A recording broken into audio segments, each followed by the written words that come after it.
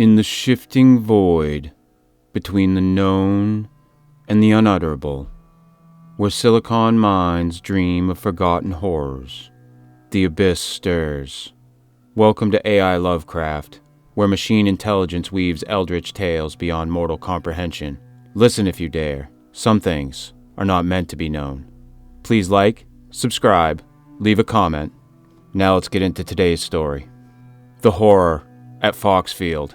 I am forced to write this account under the cloaking darkness of a New England night, with trembling hands and a mind still reeling from what I have witnessed. Until recently, I was a rational man of science, a scholar of history at Miskatonic University, content with dusty libraries and antiquarian studies.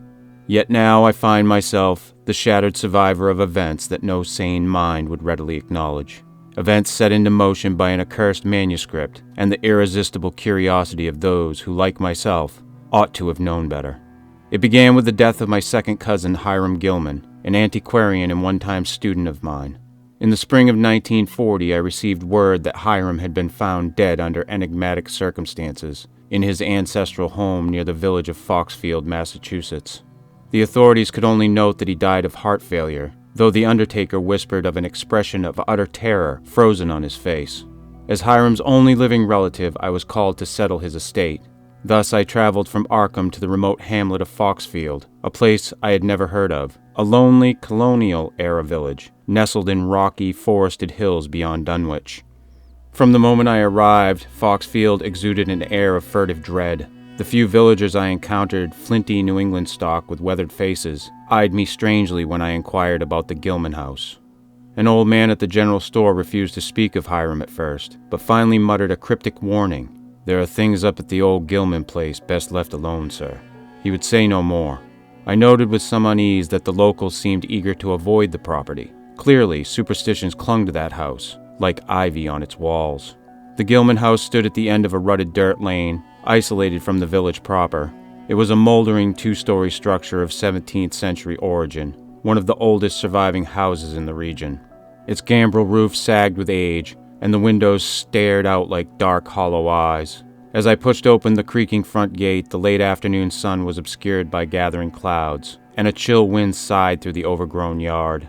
I could smell the damp rot of leaves and timbers. Standing before that time-eaten edifice, I felt a sudden and unaccountable urge to turn back, but duty and curiosity compelled me onward. Inside, the house was dim and stale with disuse, as Hiram had lived as a recluse. Dust lay thick on the furniture, and cobwebs draped the corners. I opened the shutters in the study to let in wan light. This room at least bore evidence of Hiram's scholarly pursuits. Shelves of old books, loose sheaves of notes, and on the desk a stack of journals. The heavy scent of aged paper and leather permeated the air. Here, perhaps, I might find a clue to his demise. Among Hiram's papers, I discovered a letter addressed to me, unsent but clearly intended to be my introduction to his situation. With a mix of sorrow and intrigue, I unfolded the letter, dated just a week before his death.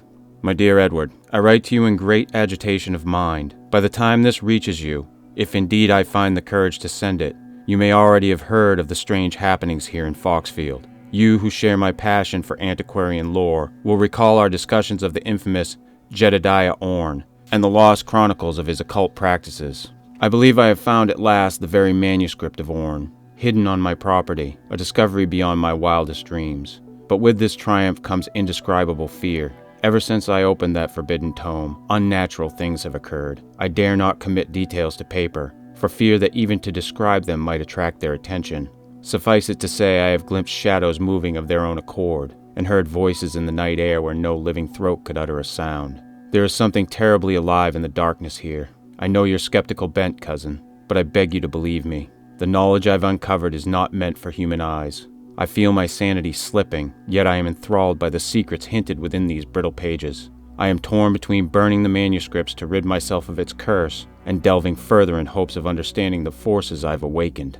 I fear time grows short for me. If you receive this, or if you hear of my death, I entreat you to come to Foxfield and secure the Orne manuscript. Do not let it fall into ignorant hands. But be cautious, Edward. There are doors best left unopened.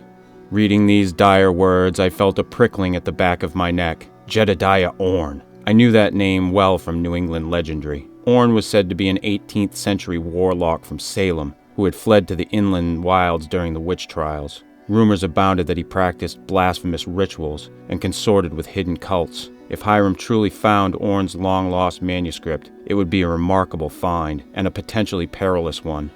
Books which I had studied in my youth spoke of Orne as one of the colonial necromancers who trafficked with things beyond mankind. My scholarly excitement was tempered by the chilling lines of Hiram's letter.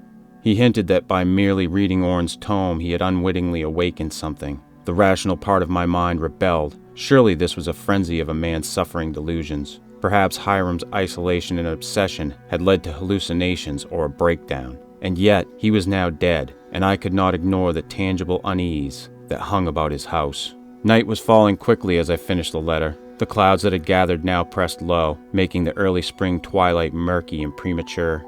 I realized I had unconsciously lit an oil lamp on the desk, reluctant to let the gloom deepen unchallenged. I felt terribly alone in that house. The only sounds were the wind outside and the faint creaks of the old timbers settling. At least, that's what I told myself those sounds were. I determined to find this Orne manuscript at once. If nothing else, fulfilling Hiram's last request was my duty. His letter implied he had hidden or secured it on the property.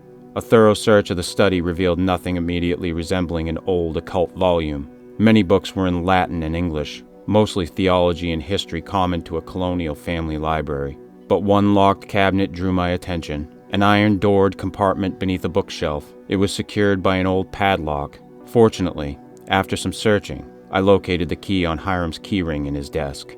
With a screech, the iron door swung open. Inside lay a single object wrapped in oilcloth. I gently removed the wrapping to reveal an aged, leather-bound book, along with a smaller notebook on top.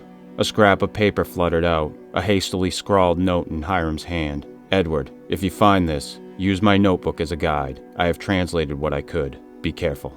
I took both items to the desk, heart pounding with excitement and dread. The larger volume was clearly ancient, its leather cover cracked and blackened with age, entirely unlabeled. The pages within were brittle, handwritten sheets filled with a cramped script and strange diagrams. A quick glance confirmed it was mostly in English, but laced with archaic words and occasional passages in Latin. This had to be the Orne manuscript. Before delving further, I opened Hiram's smaller notebook, which lay atop the old tome. Here I found my cousin's meticulous notes. He had been working to decipher Orne's writings, transcribing and translating sections. As a scholar of colonial-era texts, I could appreciate the difficulty. Orne's penmanship was archaic, and his content evidently arcane. Hiram's entries grew progressively more erratic, however. The earliest pages of his notebook were orderly translations of historical passages, but later entries degenerated into exclamation and underlined phrases of alarm. One of Hiram's last dated entries, about a fortnight ago, caught my eye. In a trembling hand he had written, "Orne speaks of opening the gate." References crossed to marginalia in Alazred's text. Consulted Miskatonic's Latin copy of the Necronomicon under Dr. Armitage's supervision. Found the line, "Yog-Sothoth is the key and guardian of the gate." Orne sought communion with this entity. Believed conjunction of certain stars and lunar positions would thin the veil between worlds. Disturbing success implied in his final pages. He mentions a horror unleashed that forced him to flee Foxfield in 1747. He describes sights that no Christian soul should ever behold. I must know more, yet I feel something watching me even in daylight. Walls have voices at night. I read this passage and sat back, pulse racing. Yog-Sothoth. I knew that name from occult lore. A malignant, cosmic being, a deity of the outer void and myth.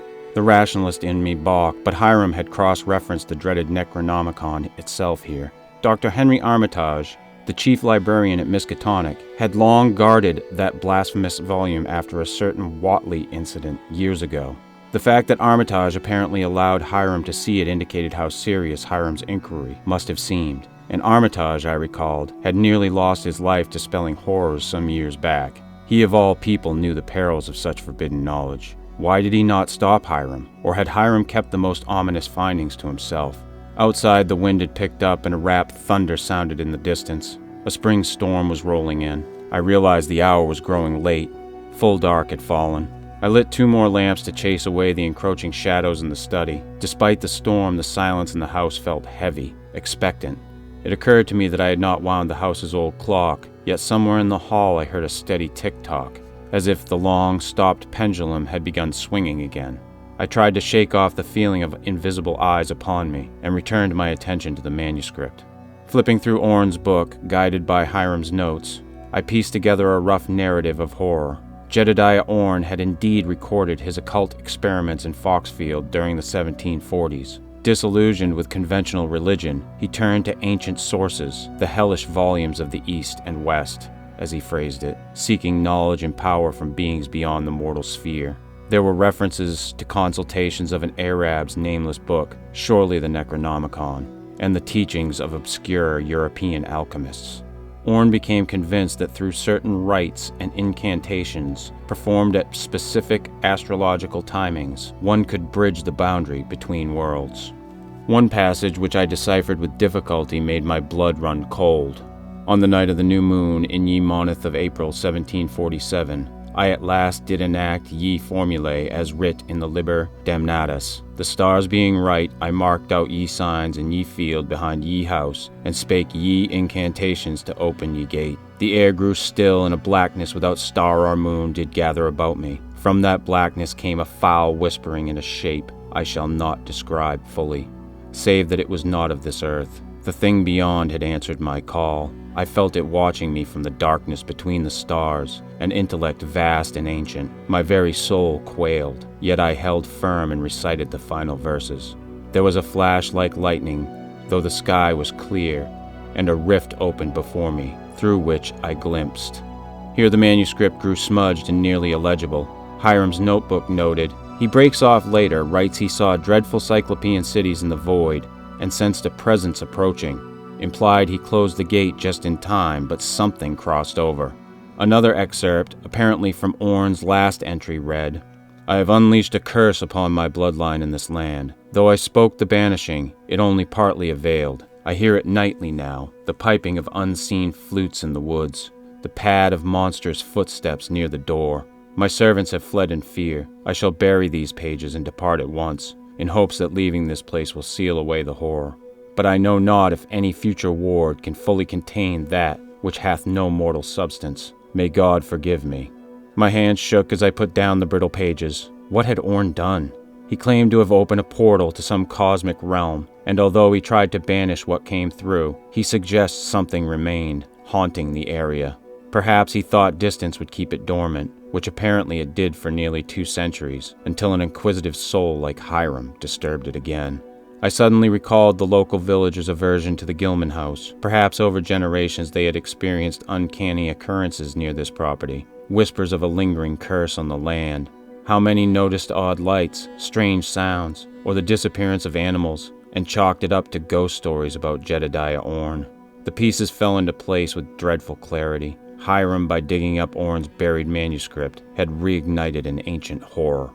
As if in agreement, a blinding flash lit up the study at that moment, followed by a peal of thunder that rattled the window panes. The storm had arrived overhead. I realized I was sweating, heart thudding from both the nerve-wracking text and the sudden thunderclap. The wind howled and rain began to lash against the house. The old timbers groaned. I decided I must check the property, specifically the field behind the house that Orn mentioned.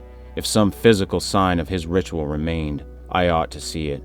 Perhaps Hiram had already investigated. Maybe that was where things went wrong for him.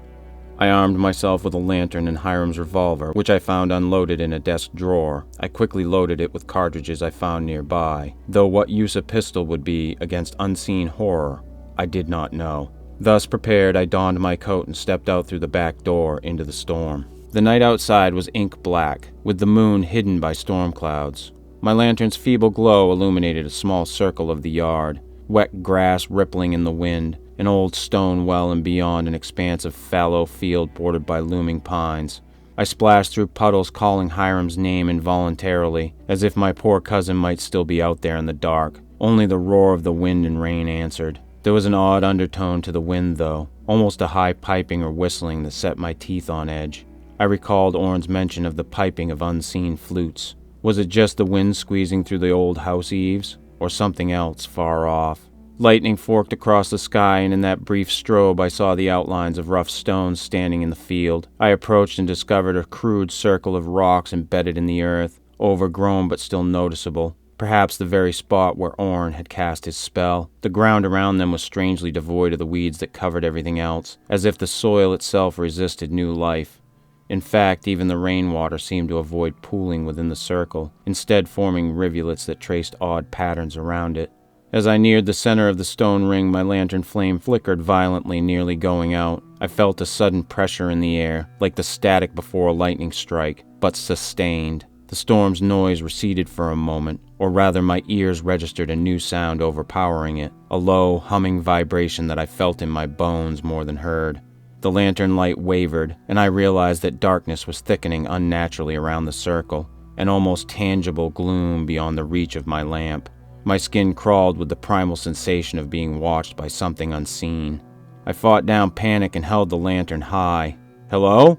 I shouted against the wind, my voice tinny and small. Thunder boomed, but through its rumble I thought I caught a scrap of laughter, faint, distant, and utterly inhuman. My courage faltered. I stepped backward, intending to retreat to the house, when suddenly a bolt of lightning struck alarmingly close, perhaps at the edge of the field. The flash illuminated for the briefest instant a silhouette at the tree line, a black, hulking shape that defied full comprehension. It was there only a heartbeat, outlined against the glare, but I saw enough to freeze my blood, a formless mass taller than a man, studded with writhing appendages or tendrils, withdrawing swiftly into the shadows of the woods. I gasped. I had truly seen it, or was it an afterimage from the lightning? The nauseating squelch and slither that followed in the mud was all too real. Something colossal and unseen was moving just beyond the tree line, circling perhaps. The lantern's light seemed to shrink as if swallowed by an encroaching void. Gathering my wits, I turned and ran, stumbling back toward the house as fast as my legs would carry me through the mire. Reaching the back door, I darted inside and slammed it shut, sliding the iron deadbolt. My heart was pounding furiously. For a moment I felt relieved to be enclosed by walls again, but almost at once a new fear seized me. What if it was already inside? The thought was not absurd. Orn had implied the thing had entered our world centuries ago, and lurked, perhaps incorporeal, around the homestead. I stood in the dark kitchen, water pooling at my feet from my soaked clothes, and listened. The house was silent save for the muffled drumming of rain on the roof. I had left the lantern outside in my flight. Only dim light came from the study doorway down the hall. I edged forward, revolver in hand. As I passed the hallway mirror, I flinched, thinking I saw another figure there, but it was only my reflection, pale and wide-eyed. Suddenly from the front parlor came a soft thud, as of a chair or piece of furniture being knocked. I swallowed. "Hello?" I called shakily. No answer, at least nothing intelligible, for I now heard a whispering sound. So faint I thought it might be imagination, like several voices murmuring at once, somewhere under the floorboards or in the walls. The words were indistinct, foreign, a chaotic susurrus that rose and fell. I felt a vertiginous terror that perhaps the entire house was encircled by invisible speakers, closing in on me with each heartbeat. Clutching the revolver, I made my way toward the study where the lamp still burned. To my horror, I saw the papers on the desk were fluttering, as if disturbed by a gust. Yet the windows were shut. The old tome lay open where I had left it, pages flipping on their own as the unseen breeze passed. The lamps flickered, threatening to extinguish. I sensed an invisible presence coil around the room, stirring the dust and the shadows. In that moment, a surge of clarity or desperation took hold. Hiram had contemplated destroying the manuscript to end the curse. Perhaps Orn's text itself acted as a focus or anchor for the entity. If I destroyed it, maybe, just maybe, the thing would be banished, or lose its hold on this place. It was a slender hope, but the only action I could fathom besides succumbing to madness. The whispers grew louder. I could almost make out a babble of eldritch words. Outside, a terrific wind smote the walls, and a sound of scratching or claws raked across the porch. The whole house quaked. It felt as if something was trying to get in, or perhaps it was already inside, and the walls themselves trembled at its passing. I dashed to the hearth in the study's corner. Blessedly dry logs were stacked there in tinder. With shaking hands, I struck a match and ignited a twist of paper. I threw it onto the logs, which caught slowly at first, then with a sudden blaze as the resinous old wood took flame. The whispers swelled into a cacophony. I could hear an almost childlike giggling beneath a guttural chant. The very shadows writhed on the walls, forming shapes that made me sick with dread. I saw elongated faces with hollow eyes, twisting serpentine forms, taloned appendages flickering in the corners of my vision. Snatching the ancient manuscript from the desk, I hesitated only a second. It was a priceless historical artifact, but no, it was also a gateway to abomination. I thrust the leather volume into the fire, shoving it deep into the blaze with an iron poker. At the same time, I grabbed Hiram's notebook and all of his loose translations and hurled them into the flames as well. The fire leapt and crackled greedily, consuming the aged paper. A sudden shrill cry, not from my own lips, but emanating from everywhere at once, rang out as the pages blackened. It was an unearthly screech of rage and despair, as if some unseen beast had been mortally wounded. I staggered back, covering my ears. The entire house shuddered, and I heard a great rushing noise as if a mighty wind passed directly overhead. The windows rattled violently, and then, bang! The front door burst open, slamming against the wall. A torrent of wind and rain blew in, dousing the lamps and plunging the house into near darkness, save the hellish glow of the fireplace. I feared that the entity would manifest fully now in its wrath. The front hallway was a yawning black void. The open door revealed nothing but night and chaotic weather outside, yet I sensed something colossal had departed through the door, or been sucked out by forces unknown, as one might sense a departing presence without seeing it. Gradually, the unnatural vibrations eased. The oppressive atmosphere lightened as if some immense weight had been lifted from the air. The wind outside returned to its natural howling, no longer carrying that awful piping undertone. The whispers ceased. Only the crackle of the fire and the pounding of the rain remained. Whatever veil had thinned was seemingly restored. I released a breath I hadn't realized I was holding. Peering around, I found myself alone in the flickering firelight. The shadows now lay still. There was no sign of the writhing shapes I had glimpsed moments before. Could it be that my desperate act had actually worked? Had the burning of the tome banished the lurking horror that Orn had summoned? Or had it merely driven it away for now? Approaching the open front door, I saw nothing on the porch or in the muddy yard except scattered leaves. The storm was already beginning to abate. The thunder moved off toward the east, and the rain fell more gently. I closed the door and bolted it, though it hung askew from the force of the wind, or whatever force had blown it open. Exhaustion washed over me as the adrenaline ebbed. I sank into Hiram's armchair, gazing into the fire where the last remnants of Orn's manuscript curled into blackened flakes. Sooty smoke swirled up the chimney carrying, I hoped, the final traces of those blighted words. I should have felt triumph or relief, yet all I felt was a deep sorrow and residual terror. Hiram was dead, perhaps claimed by the thing before I arrived, and I had just destroyed what he gave his life to find. The scholar in me wept at the loss of such knowledge, even as the man in me rejoiced that the knowledge could harm no other. Outside, the wind had quieted to a whisper. In the east, a faint glow of dawn was beginning to bleed into the night sky, heralding the end of this awful night. I must have fallen into a kind of stupor or sleep in that armchair, for the next thing I recall is the gray morning light filtering through the study window and chirping of sparrows. The storm had passed. Everything was eerily calm and damp, as if nature itself were cleaning the slate. I rose, stiff and haunted by memories of the night. The events felt almost like a nightmare, but the sooty fireplace and disarrayed room proved it real. I tidied up as best I could, then stepped outside to breathe the cool morning air. The sky was lightening, and the wisps of mist clung to the soaked ground. The old house looked innocuous in the daylight, yet I knew the unseen scars it bore. Villagers came by around noon, having seen the door flung open during the tempest. I gave a vague explanation about the storm and a lightning strike that frightened me, which they seemed to accept readily, perhaps preferring any mundane story over the darker truth their ancestors likely knew. I did not mention Orn's manuscript or the horror I had glimpsed. I simply informed them I would be leaving Foxfield shortly, and that the estate would be handled by legal parties in due course. By evening, I was back on the train to Arkham, eager to leave Foxfield behind. As the iron wheels clacked along the tracks, I felt an overwhelming fatigue and a hollow sadness. I cradled Hiram's letter in my hands, the only document I kept, as a reminder of his tragic quest. He had trusted me to secure the manuscript, and indeed I had, though not in the way he expected. Perhaps I should feel guilty for destroying such an artifact, but every time I closed my eyes, I saw the bolt of lightning and the loathsome silhouette it revealed. No, some knowledge is too poisonous to preserve. In the weeks since, I have consulted discreetly with Dr. Armitage and a few trusted colleagues about the incident, without revealing my direct involvement. Armitage was not surprised that Orn's name had surfaced again, and he grimly agreed that if an evil has awakened, destroying the manuscript was likely the wisest course. "There are more things in heaven and earth," he quoted softly, his eyes heavy with his own memories of horror. We spoke of Yog-Sothoth and cosmic gates in guarded terms.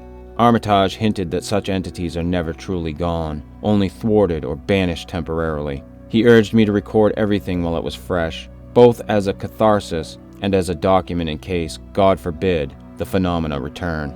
And so I have written down this full account while the events still torture my dreams. Even now I cannot be entirely sure the horror is ended. I burned Orn's accursed tome, yes, but can fire truly destroy an evil born outside of our world? At times, in the deepest part of night, I awaken to a faint scratching at my window pane, or a distant piping on the wind, and my heart seizes with dread. Each time I tell myself it is only the echoes of my imagination, the lingering trauma of that Foxfield ordeal, and yet I have taken to sleeping with a lamp lit and the revolver near at hand. I intend to send this manuscript to Dr. Armitage for safekeeping in the restricted collection at Miskatonic, along with Hiram's letter. Perhaps it will serve as a warning to any who might be tempted by the allure of forbidden secrets. Curiosity damn near killed this cat, and I have learned my lesson. I shall never again doubt that there are horrors in the cosmos best left unexplored, for I have looked into the darkness between the stars and felt that darkness stare back into me. Whatever the nameless thing slithered through Orn's gate was, very nearly unleashed upon the world a second time. If not for a providential storm and desperate chance, Foxfield might have become another Dunwich or Innsmouth, a byword for accursed blight. I pray that the Ancient One, thwarted of its prey, has withdrawn to whatever foul abyss it came from. Pray, and yet I fear. For in quiet moments as I sit alone by my meager evening fire, I catch myself listening intently to the night's silence, and sometimes, just at the edge of hearing, I fancy I detect a strain of that hideous flute-like piping, as of some monstrous faun piping in the far-off hollows of space. Each time my blood freezes, and I must master my terror by repeating the rational comforts of science. But deep down I know the truth. The cosmic horror I faced in Foxfield still lingers at the fridges of my reality. It may be weakened, it may be banished for now, but it is not destroyed. Someday, if the stars align again, or if another foolhardy soul speaks the forbidden words, it will return. Until that day I can only bear witness and warn. I have stared into the abyss of the unknowable, and it has marked me. No amount of scholarly logic will ever expunge the memory of that gibbering silhouette, or the unearthly chorus that invaded that old house. I know now that we are not alone in the dark, and that knowledge is a weight I shall carry to whatever end fate has in store for me.